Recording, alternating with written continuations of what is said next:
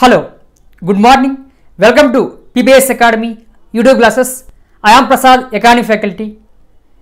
Today, ఈ వీడియోలో మనం sectors of the Indian economy భారత ఆర్థిక వ్యవస్థలో ఉన్న రంగాలు సబ్ సెక్టార్స్ ఉపరంగాలు అనే టాపిక్ గురించి డిస్కస్ చేయబోతూ ఉన్నాం.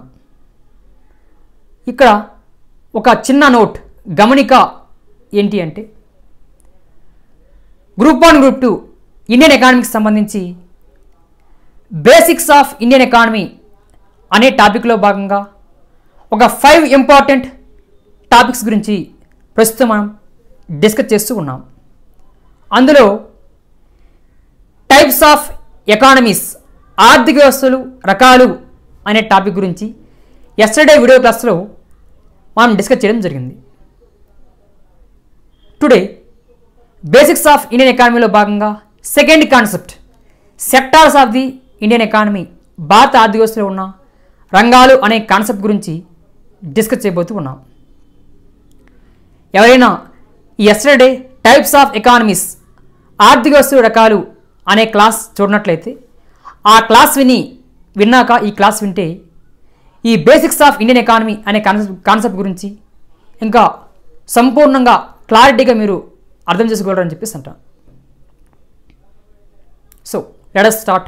Today's our concept is sectors of the Indian economy భారత ఆర్థిక వ్యవస్థలో ఉన్న రంగాలు.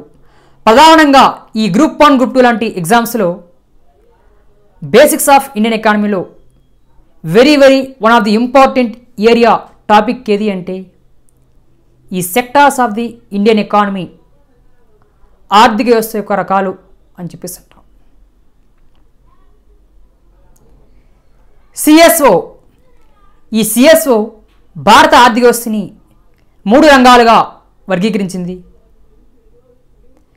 ఆ 3 రంగాలే నెంబర్ 1 ప్రాథమిక రంగం ప్రైమరీ సెక్టార్, నెంబర్ 2 ద్వితీయ రంగం సెకండరీ సెక్టార్, నెంబర్ 3 తృతీయ రంగం టెరిషరీ సెక్టార్ అని చెప్పేసి అంటాం. ఈ విధంగా 3 రకాలుగా వర్గీకరించింది. ఈ 3 రంగాల గురించి డిస్కస్ చేసే ముందు అసలు ఎంతకీ సిఎస్ఓ ఏంటి, సిఎస్ఓ ఎప్పుడు ఏర్పడింది, ఈ సిఎస్ఓ యొక్క మెయిన్ డ్యూటీ ఏంటి, సిఎస్ఓ ఏం చేస్తూ ఉంటుంది అనే విషయాల గురించి బ్రీఫ్గా ఒక 1 or 2 minutes డిస్కస్ చేసిన తర్వాత ఈ sectors of the Indian economy అనే విషయాల గురించి డిస్కస్ చేద్దాం. ముందుగా సిఎస్ఓ అంటే సెంట్రల్ స్టాటిస్టిక్స్ ఆఫీస్ అంటాం. తెలుగులో కేంద్ర గణాంక కార్యాలయం అని చెప్పేసి అంటాం. ఈ సిఎస్ఓ 1951లో ఏర్పడింది. CSO was established in the year 1951 during first 5 years plan అని చెప్పేసి అంటాం. మొదటి పంచవర్ష ప్రణాళికలో భాగంగా 1951లో ఏర్పడింది ఈ సిఎస్ఓ. ఈ సిఎస్ఓ 1954 నుంచి భారతదేశంలో జాతీయ ఆదాయాన్ని లెక్కిస్తూ ఉంటుంది.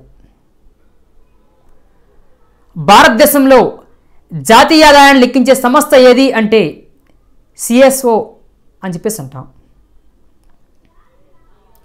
మొన్న 2019 ఐ థింక్ గ్రూప్ 2 ఎగ్జామ్లో ఇదే బిట్ అడిగాడు, సేమ్ ఇదే ఏరియా పైన. దేశ మొత్తం ఆదాయాన్ని లెక్కించేది ఎవరు అని చెప్పేసి అన్నాడు. సిఎస్ఓ జస్ట్ బిట్ అంతే. ఈ సిఎస్ఓ జాతీయ ఆదాయాన్ని మిశ్రమ పద్ధతుల్లో లెక్కిస్తూ ఉంటుంది. అలాగే ఈ సిఎస్ఓ జాతీయ ఆదాయాన్ని ప్రస్తుత ధరలు కరెంట్ ఇయర్ ప్రైస్, అలాగే ఆధార ధరలు బేస్ ఇయర్ ప్రైస్లో లెక్కిస్తూ ఉంటుంది. మరి ప్రస్తుత ధరలు కరెంట్ ఇయర్ ప్రైస్ అంటే కరెంట్ ఇయర్ ప్రొడక్షన్ ప్రస్తుత సంవత్సర ఉత్పత్తిని ప్రస్తుత సంవత్సర ధరల చేత మల్టిప్లై చేయగా గుణించగా వచ్చే ఆదాయాన్ని నామినల్ నేషనల్ ఇన్కమ్ నామమాత్రపు జాతీయ ఆదాయం అని చెప్పేసి అంటాం. అలా కాకుండా కరెంట్ ఇయర్ ప్రొడక్షన్ని ప్రస్తుత సంవత్సర ఉత్పత్తిని ఆధార సంవత్సర ధరలు బేస్ ఇయర్ ప్రైస్తో మల్టిప్లై చేయగా గుణించగా వచ్చే ఆదాయాన్ని రియల్ నేషనల్ ఇన్కమ్ అని చెప్పేసి అంటాం. మనకి ప్రధానంగా మనం తీసుకునేది రియల్ నేషనల్ ఇన్కమే తీసుకుంటూ ఉంటాం.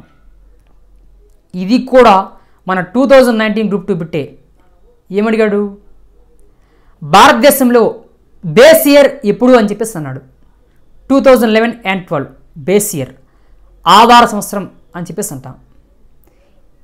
అంటే మరి ఏంటి బేస్ ఇయర్ అంటే, ప్రధానంగా ద్రవ్యోల్బణ ప్రభావాన్ని తగ్గించడం కోసం కరెంట్ ఇయర్ ప్రొడక్షన్ని ప్రస్తుత సంవత్సర ఉత్పత్తిని ఆధార సంవత్సర ధరలచే గుణిస్తే దానిని బేస్ ఇయర్ అంటాం. భారతదేశంలో బేస్ ఇయర్ 2011 and 12. చూడండి, ఇక్కడే 2 బిట్స్ కవర్ చేశారు గతంలో. అంటే ప్రధానంగా బేసిక్స్ ఆఫ్ ఇండియన్ ఎకానమీ గురించి మాట్లాడుకున్నప్పుడు తప్పనిసరి ఏ చెప్పిన తర్వాతే మనం వాటికి వెళ్తాం. ఈ సిఎస్ఓ యొక్క స్టాటిస్టిక్స్ని, గణాంకాలని వైట్ పేపర్స్ అనేవాళ్ళం ఎప్పుడు, ప్రారంభంలో, అట్ ది బిగినింగ్. కానీ ప్రస్తుతం ఈ సిఎస్ఓ యొక్క గణాంకాలు, స్టాటిస్టిక్స్ని నాస్ అనే పేరుతో పిలుస్తూ ఉన్నాం. నేషనల్ అకౌంట్స్ అండ్ స్టాటిస్టిక్స్ అంటూ ఉన్నాం.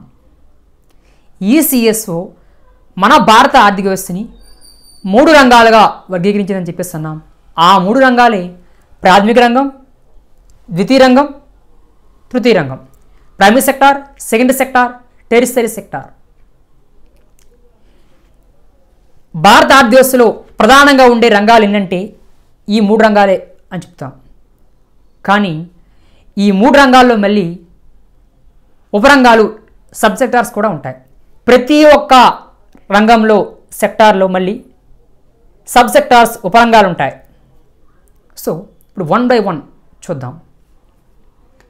నెంబర్ 1, ప్రాథమిక రంగం, ప్రైమరీ సెక్టార్.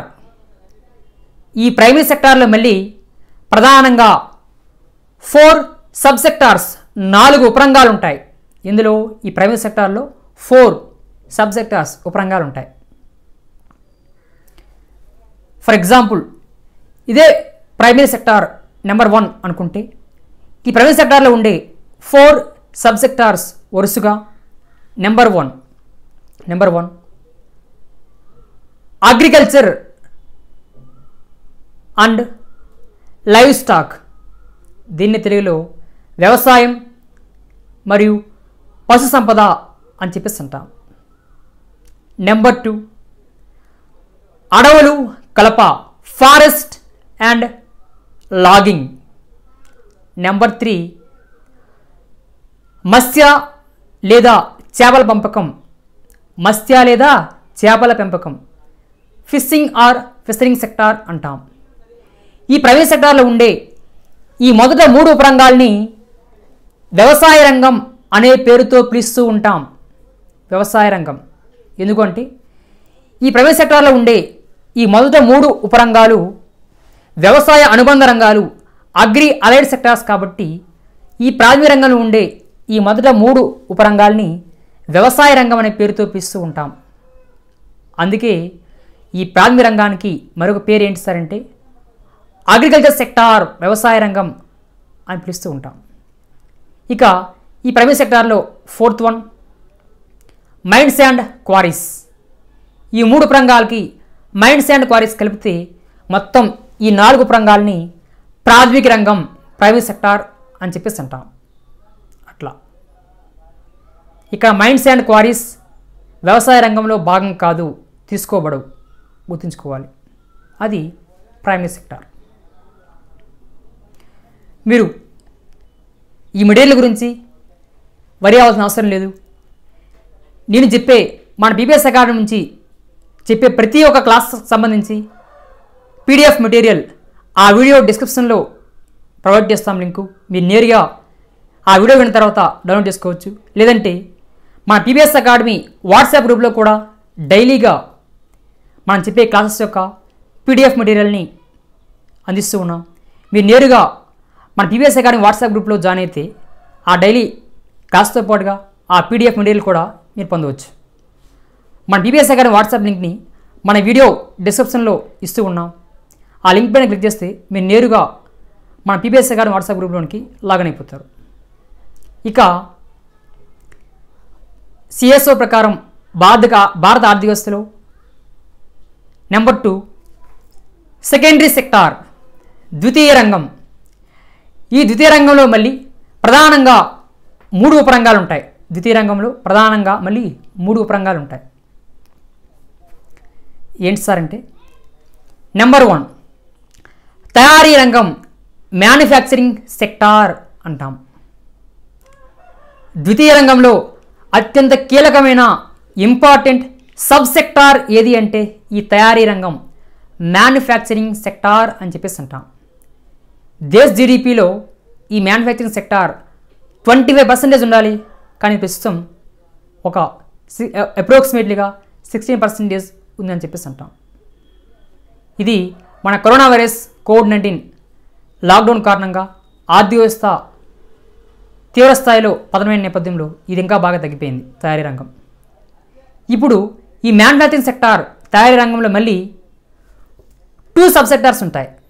అవేంటి సార్ అంటే, ఒకటి రిజిస్టర్డ్ మ్యానుఫ్యాక్చరింగ్ సెక్టార్, ఇంకొకటి అన్రిజిస్టర్డ్ మ్యానుఫ్యాక్చరింగ్ సెక్టార్ అని చెప్పేసి అంటాం. సో అల్టిమేట్గా ఈ సెకండరీ సెక్టార్లో ఒక ఉపరంగం అయిపోయింది మ్యానుఫ్యాక్చరింగ్ సెక్టార్, అదే తయారీ రంగం. ఈ సెకండరీ సెక్టార్లో నెంబర్ 2 కన్స్ట్రక్షన్ సెక్టార్, నిర్మాణ రంగం. ఈ నిర్మాణ రంగంలో మళ్ళీ 2 సబ్ సెక్టార్స్ ఉంటాయి. అవేంటి సార్ అంటే, నెంబర్ 1 అర్బన్ కన్స్ట్రక్షన్ సెక్టార్, పట్టణ నిర్మాణ రంగం. ఇంకొకటి రూరల్ కన్స్ట్రక్షన్ సెక్టార్, గ్రామీణ నిర్మాణ రంగం. అంటే అల్టిమేట్గా మనకి ఈ సెకండరీ సెక్టార్లో 2 సబ్ సెక్టార్స్ అయిపోయినాయి. ఈ సెకండరీ సెక్టార్లో నెంబర్ 3 మూడో ఉపరంగం ఏంటి సార్ అంటే, అదే గ్యాస్, ఎలక్ట్రిసిటీ, వాటర్ సప్లై అని చెప్పేసి అంటాం. గ్యాస్, ఎలక్ట్రిసిటీ, వాటర్ సప్లై మూడవది. ఈ విధంగా సెకండరీ సెక్టార్లో 3 ఉపరంగాలు ఉంటాయి. ఈ సెకండరీ సెక్టార్లో ఉండే ఈ 3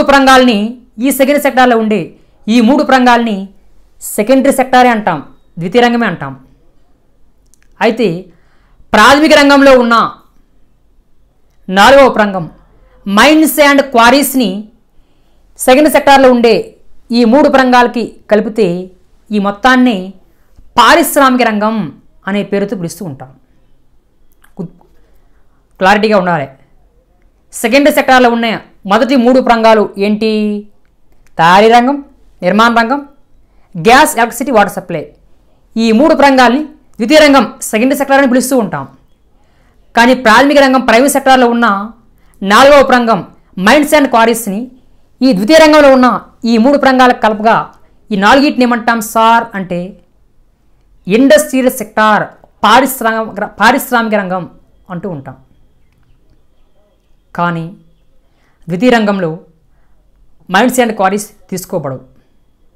అడుగుతాడు ఎగ్జామ్ పాయింట్ ఆఫ్ వ్యూలో, ఈ కింది వాటిలో ద్వితీయ రంగంలో లేనిది ఏది అంటే మైన్స్ అండ్ క్వారీస్ ఉండదు. పారిశ్రామిక రంగంలో ఉండి ద్వితీయ రంగంలో లేనిది ఏది అంటే మైన్స్ అండ్ క్వారీసే. ఎందుకు ఎట్లా తీసుకుంటామో దీనికి సంబంధించి పూర్తి వివరణ మనం నేషనల్ ఇన్కమ్ అనే కాన్సెప్ట్ చెప్పినప్పుడు చాలా ఈజీ వేలో చెప్తాను. డెఫినెట్గా సెకండరీ సెక్టార్ అయిపోయింది. మొన్న 2019 ఐ థింక్ గ్రూప్ 2 ఎగ్జామే అనుకుంటా, గ్రూప్ 1 కానీ.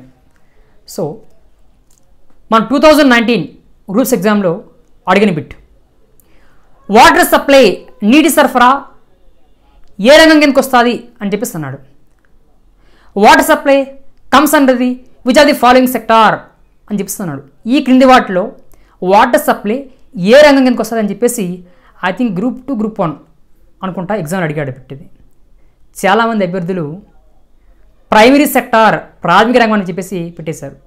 గుర్తుండాలమ్మా, వాటర్ సప్లై నీటి సరఫరా వేరు, నీటి పారుదల వేరు. ఎందుకంటే ఐ థింక్ ఆ టైంలో నేను ఇంజనీర్స్లో ఉన్నాను. సో ఒక్కరు కూడా కరెక్ట్గా దానికి ఆన్సర్ చేయలేని పరిస్థితి. ఏ సెక్టారు ఏ సబ్సెక్టార్ ఏ సెక్టార్లో ఉంది తెలుసుకుంటే చాలు. అంతకుమించి డెప్త్గా నేర్చుకోవాల్సిన అవసరం ఏమీ లేదు. ఒక విషయం గుర్తుపెట్టుకున్నామా, economy difficult subject, very difficult అంటూ ఉంటాం. కానీ నాకు తెలిసి ఒక ఎకానమీ ఫ్యాకల్టీగా చెప్తూ ఉన్నాను, ఓవరాల్ మనం జిఎస్ జనరల్ స్టడీస్ అనే పేపర్లో తీసుకుంటే ఎకానమీ అంతా ఈజియెస్ట్ సబ్జెక్ట్, సింపుల్గా అర్థమయ్యే సబ్జెక్ట్ ఇంకేది ఉండదు. కానీ మనకెందుకు అట్లా నెగిటివ్ థాట్ వస్తుందంటే, మన నిజ జీవితంలో అనేక వర్తమాన కరెంట్, సామాజిక, రాజకీయ, శాస్త్ర సాంకేతిక, దైనందిన వ్యవహారంలో డైలీ చూస్తూ ఉంటాం, వింటూ ఉంటాం. కానీ ఎకానమీ గురించి ఎవరు తెలుసుకునే ప్రయత్నం చేయరు. ఇక్కడ మీరు ఎకానమీ పైన పిహెచ్డీ చేయాల్సిన అవసరం లేదు, ప్రాక్టికల్ చేయాల్సిన అవసరం లేదమ్మా. అసలు సిలబస్లో ఏముంది, మనకేం అవసరం, ఏ విషయాలు ముఖ్యం, ఏం చదవాలి, ఏం చదవకూడదు, ఇదివరకు బిట్లు ఎట్లా వచ్చాయి, ఇప్పుడు ఎట్లా వస్తూ ఉంటాయి అనే విషయాన్ని ఫ్యాకల్టీ అనేవాడు స్టడీ చేసి ఆ కాన్సెప్ట్ మీకు అందిస్తే ఎగ్జామ్లో ఉపయోగపడే విధంగా మీకు ఇస్తే చాలు. అంతకుమించి ఎకానమీ గురించి మీరు డెప్త్గా ఏదో పొడి చేసి ఏదో ఇరవై అవసరం ఏమీ లేదు. చాలా ఈజీ. ఇక్కడ మ్యాథ్స్ బ్యాక్గ్రౌండ్ స్టూడెంట్ అయినా, కామర్స్ బ్యాక్గ్రౌండ్ అయినా, లేదా సైన్స్ బ్యాక్గ్రౌండ్ అయినా అవసరం లేదు. కాంపిటేటివ్ కోణంలో ఎవరైనా ఒక్కటే డైలీగా క్లాసెస్ విని ఆ విన్నది మంచిగా నోట్ చేసుకుని ఫ్యాకల్టీ గైడెన్స్ ఎవడైతే ఫాలో అవుతాడో వాడే సక్సెస్ అయ్యేది. డెఫినెట్గా మీరే చూస్తారు, నేను బోర్డు ఉపయోగించుకుంటూ కూడా స్టడీ మెటీరియల్ కూడా ఇవ్వకుండా నా క్లాస్ విని మీరు జస్ట్ నోట్ చేసుకున్న రాబోయే ఇండియన్ ఎకానమీ అంటే ఎకానమీ పేపర్లో 75 మార్క్స్కి 60 మార్క్స్ పక్క 100% నేను అస్యూరెన్స్ చేస్తాను. బాండ్ రాయమని రాస్తాను దానికి. ఎందుకు ఎకానమీ కష్టం? ఎకానమీ డీల్ చేసే ఫ్యాకల్టీ రోజు అనేక వర్తమాన విషయాల్ని స్టడీ చేయాలి, మీకు క్లారిటీగా ఉపయోగపడే విధంగా ఇవ్వాలి. అంటే సవాళ్ళతో కూడుకున్నది. ఒక హిస్టరీయో క్వాలిటీ అట్లా కాదు. ఉన్న స్టాటిక్కి కరెంట్ తక్కువ ఉంటుంది, స్టాటిక్ ఎక్కువ ఉంటుంది, అనర్గళంగా చెప్పుకోవచ్చు. కానీ ఎకానమీ ఎందుకు భయపడుతూ ఉన్నారంటే ఏం చదవాలో తెలియదు కాబట్టి. సో 100% ఎకానమీ భయం అనే సందేహాన్ని పోగొట్టి 100% 70 నుంచి 80% అబోవ్ ఎకానమీ నుంచి పేపర్లో స్కోర్ చేసే విధంగా మీకు బోధించి ఉపయోగపడే విధంగా సబ్జెక్ట్ ఇచ్చే బాధ్యత నాది. 100% నేను అవసరం చేస్తూ ఉన్నా యాజ్ ఎ యూపీఎస్ అకాడమీ ఫ్యాకల్టీగా, ఎకానమీ ఫ్యాకల్టీగా. ఇక భారత ఆర్థిక వ్యవస్థలో 3వ రంగం టెర్షియరీ సెక్టార్, తృతీయ రంగం అని చెప్పేసి అంటాం. ఈ తృతీయ రంగంలో నెంబర్ ఆఫ్ సర్వీసెస్ ఉంటాయి. ఏంటి తృతీయ రంగంలో ఉన్నటువంటి సబ్ సెక్టార్స్, ఉపరంగాలు చూస్తే ట్రాన్స్పోర్ట్, కమ్యూనికేషన్, స్టోరేజ్, రవాణా, సమాచారం, నిల్వ అని చెప్పేసి అంటాం. Hotels, trade, restaurant. హోటలే అంటాం, ట్రేడ్ని వర్తకం అంటాం, రెస్టారెంట్ని రెస్టారెంట్స్ అంటాం. పర్సనల్ సర్వీసెస్, వ్యక్తిగత సేవలు. సోషల్ సర్వీసెస్, సామాజిక సేవలు. IT, information technology, real estate, other business organizations, ఇతర వ్యాపార సంస్థలు, నివాస గృహాలు, డిఫెన్స్, విదేశీ రంగం, foreign sector, banking, insurance services. These are all comes under the tertiary sector, తృతీయ రంగం. ఈ తృతీయ రంగాన్ని సేవా రంగం, సర్వీస్ సెక్టార్ అనే పేరుతో పిలుస్తూ ఉంటాం. అల్టిమేట్గా భారత ఆర్థిక వ్యవస్థలో ప్రధానంగా ఉండే ఆ 3 రంగాలే ఈ 3 రంగాలు. ఇప్పుడు చెప్పబోయేది వెరీ వెరీ ఇంపార్టెంట్. ఏంటి అంటే ప్రాథమిక ద్వితీయ రంగాల్ని కలిపి ఉత్పత్తి రంగం అంటాం. ఈ తృతీయ రంగాన్ని సేవా రంగం, సర్వీస్ సెక్టార్ అంటాం. ఇప్పుడు కీ ఫ్యాక్టర్ ఏంటి అంటే భారత ఆర్థిక వ్యవస్థలో ఎక్కువగా ఉపాధి కల్పించే రంగం ఏది అంటాడు. అగ్రికల్చర్ సెక్టార్, వ్యవసాయ రంగం. Agriculture sector provides more employability in Indian economy at present.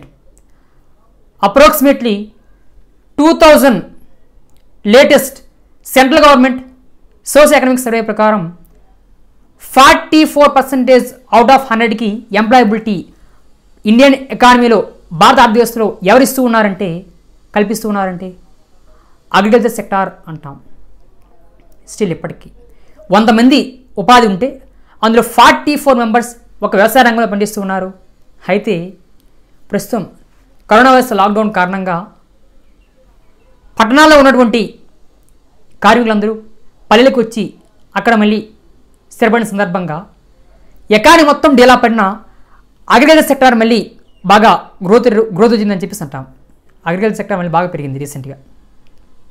ఇంకొక ఇంపార్టెంట్ ఫ్యాక్టర్, దేశ జీడిపిలో ఎక్కువ ఆదాయాన్ని ఇచ్చే రంగం ఏది అంటాడు?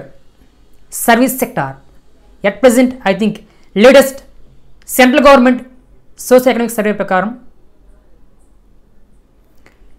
55% of share comes from the service sector. ఈ విధంగా భారత ఆర్థిక వ్యవస్థలో ఎక్కువ ఉపాధి ఇచ్చే రంగం వ్యవసాయ రంగం అయితే ఎక్కువ ఆదాయం ఇచ్చే రంగం సర్వీస్ సెక్టార్. ఇదంతా కూడా sectors of the Indian economy అనే టాపిక్లో భాగంగా చెప్తూ ఉంటాం. ప్రధానంగా గ్రూప్ 1 గ్రూప్ 2 ఎగ్జామ్స్లో పక్కా బిట్టమ్మ remaining SI and police constable లాంటి బోత్ తెలంగాణ అండ్ ఆంధ్రప్రదేశ్లో 100% నిన్న చెప్పే టైప్స్ ఆఫ్ ఎకానమీస్ ఆర్థిక వ్యవస్థల రకాలు ఈరోజు ఇప్పుడు మనం చెప్పుకున్న sectors of the Indian economy అనే టాపిక్ నుంచి బిట్టు లేకుండా ఎగ్జామ్ పేపరే ఉండదు. ఈ బేసిక్స్ ఆఫ్ ఇండియన్ ఎకానమీ టాపిక్లో రిమైనింగ్ కాన్సెప్ట్ గురించి నెక్స్ట్ వీడియోలో మళ్ళీ మనం డిస్కస్ చేద్దాం. Thanks for watching this video.